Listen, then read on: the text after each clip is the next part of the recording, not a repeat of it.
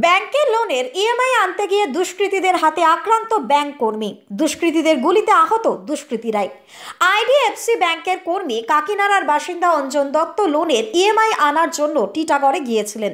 IDFC bank থেকে loan নিয়েছিলেন হেনা খাতুন নামের এক মহিলা। তার ইএমআই ছিল ৬,৪১৮ টাকা। সেই টাকা আনার জন্য সে ফোন করলে তাকে টিটাগড় স্টেশনে আসতে বলে হেনা।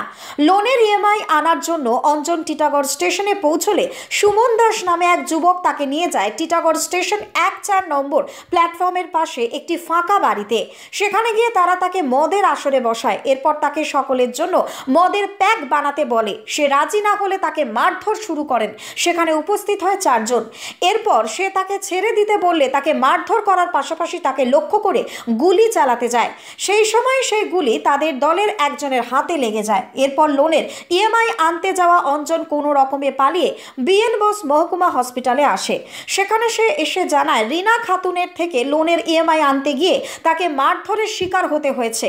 সে এও জানায় তাকে বন্দুকের বাট দিয়ে একাধিকবার আঘাত করা হয়েছে। এরপর সে কোনো রকমে প্রাণে বেঁচে বিএন বোস মহকুমা হসপিটালে চলে আসে। ঘটনার খবর পেয়ে হসপিটালে উপস্থিত হয় টিটাগড় থানার পুলিশ।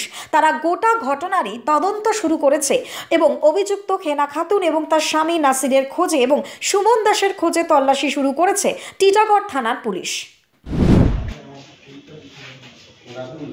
লেগেছিল একটা ড্রেসিং করে পালিয়ে চলে গেল। আরে কি করে বুঝতে বলো? বলেছে অ্যাক্সিডেন্ট হয়েছে, ঠিক না? হ্যাঁ, কোথায় লেগেছে ভাই? পেটে পেটে মেরেছিল। বাইক অ্যাক্সিডেন্ট বললো, কি করে বলবো?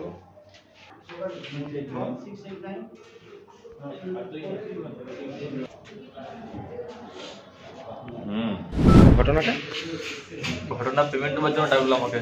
কে ডাকলো? সুমন নাম ছিল মনে হয়। তো নিয়ে গেল।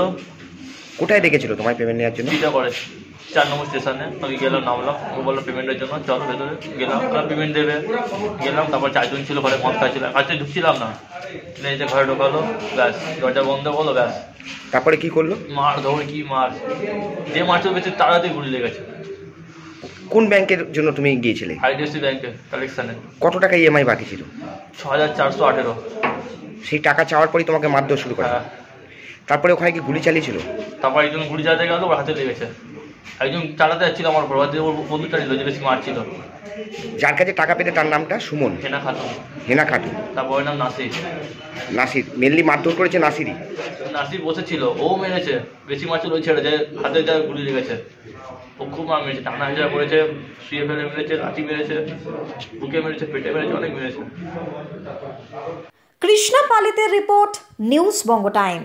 फास्ट मूविंग वर्ल्ड में वही आगे है जिसके पास है स्पीड, जैसे मेघबाला ब्रॉडबैंड। सही स्पीड सही पहचान। सो अगर कांस्टेंट फास्ट स्पीड चाहिए तो ले आइए मेघबाला ब्रॉडबैंड। নিউ সতর্কতা, one stop solution for your smart choice. এখানে সকল প্রকার ব্র্যান্ডেড কোম্পানির TV, fridge, mobile, computer, laptop, sound system এবং মোবাইল ও কম্পিউটার অ্যাক্সেসরিজ সঠিক মূল্যে বিক্রয় করা হয়। প্রতিটি কেনাকাটায় আকর্ষণীয় ছাড় এবং নিশ্চিত উপহার।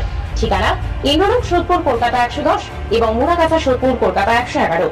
Animesh Suzuki, BT road, Agarpara. Motorcycle মানে সুজুকি। মোটরসাইকেল সেল এবং সার্ভিস করানো হয় অত্যাধুনিক যন্ত্রের মাধ্যমে। এখানে অত্যাধুনিক মডেলের বিভিন্ন গাড়ি পাওয়া যায়। পাবেন Suzuki Hayabusa, Suzuki Gixxer, Suzuki Bergman, Suzuki access 125 এবং সাথে সার্ভিস সেন্টারের সমস্ত সুবিধা। আমাদের শাখা আগরপাড়া, ব্যারাকপুর ভিআইপি তে। সকলকে সাদর আমন্ত্রণ। ওম সাই ব্যাংকুয়েট অ্যান্ড গেস্ট হাউস। আপনার পরিবারের যে কোনো সামাজিক অনুষ্ঠানের জন্য আসুন ওম সাই ব্যাংকুয়েট অ্যান্ড গেস্ট হাউসে। এই অঞ্চলের সবচেয়ে বড় সেরা ব্যাংকুয়েট। সিজন টাইমের ভিড় এড়াতে এখনই বুকিং করুন।